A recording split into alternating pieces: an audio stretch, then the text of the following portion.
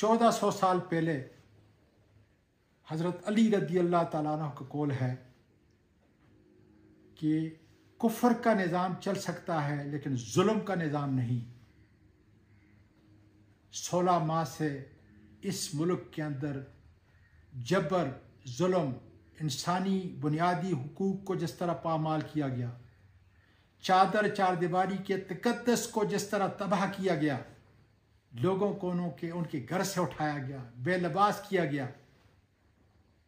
और कानून और आइन को एक मजाक बनाया गया। अल्लाह तेरा शुक्र है कि आज इस्लामाबाद के जस्टिस बाबर सितार ने अपने फ़राइज़ मनसबी की अदायगी के तहत उस कानून और आइन की और बुनियादी इंसानी हुकूक के तहफ़्फ़ुज़ के लिए शहरयार अफरीदी और शानदाना गुलजार के मुतल्लिक़ जो हुक्म सादर किया और इंतज़ामिया को जो आड़े हाथों कानून के मुताबिक लिया, मैं समझता हूँ और अपील करता हूँ तमाम अपने अदलिया के जजेस से, बड़ी अदालतों के या छोटी अदालतों के, तमाम वकला से, तमाम वकला की तंजीमों से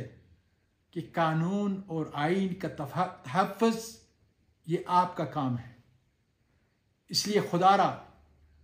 इस कौम को, इस मुल्क को